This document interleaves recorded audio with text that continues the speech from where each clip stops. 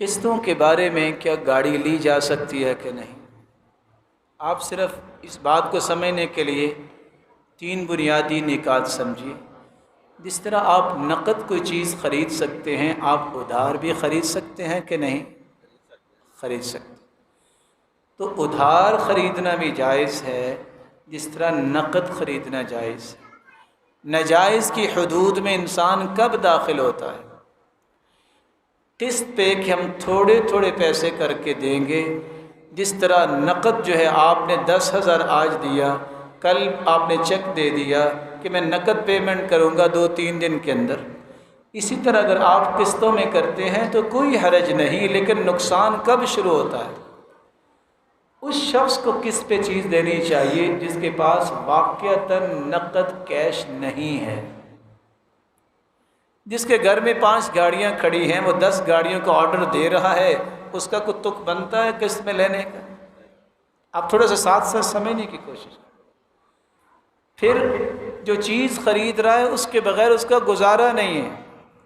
گاڑیاں تو 2-3 گھر میں کھڑی ہیں، افراد بھی 2-4 ہیں، اس کو اور ضرورت ہے کہ وہ گاڑی خریدے گا؟ وہ صرف لوگوں سے پیسہ کھینچنے کے لیے کام کرنا چاہ رہا ہے۔ تیسری بات یہ ہے کہ جو ایک قسط طے ہو گئی ہے، آپ نے آج ایک چیز دی ہے، آپ ایک چیز کہتے ہیں میں 1 سال میں اس کی ادائیگی کروں گا، نقد اور ادھار کی الگ الگ قیمت نہیں لگاتے، صرف ادھار کی آپ قیمت لگاتے ہیں۔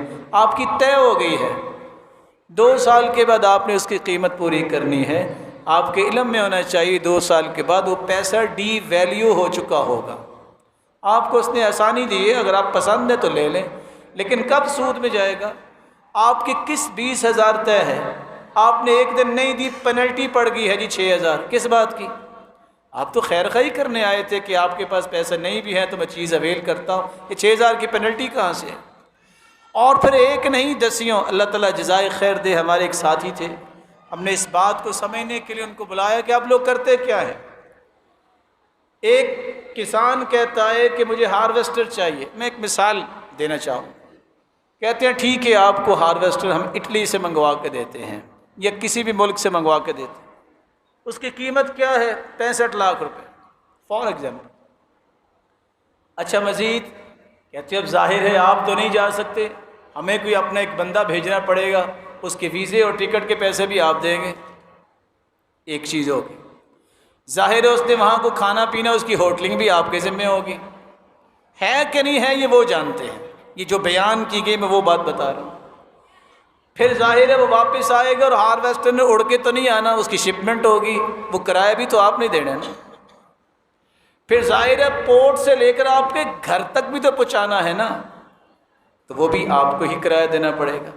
یہ جو 5-6 راستے بنا کے اس کے الگ سے کو 5-6 لاکھ روپیہ بنایا ہے، وہ آرام سے آفس میں بیٹھے میل کرتے ہیں، نہ کوئی بندہ جاتا ہے، نہ کوئی ہوٹلنگ ہوتی ہے، نہ کوئی ٹکٹ ہے، نہ کوئی ویزا ہے، نہ کوئی شپمنٹ کا ہے، یہ پوری کی پوری چیزیں انکلوڈڈ ہوتی ہیں، اور آپ کے دروازے پہ ہارویسٹر پہنچے۔ یہ ساری چیزیں جو ہیں، جو جھوٹ لکھا بھی گیا، جو بیان بھی کیا گیا، مجھے بتائیں یہ کس طریقے سے حلال ہوگا؟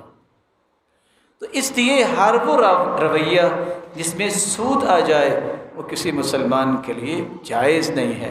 اللہ تعالیٰ سب کو حلال اتنا دے کہ وہ حرام کی طرف دیکھے بھی نہ۔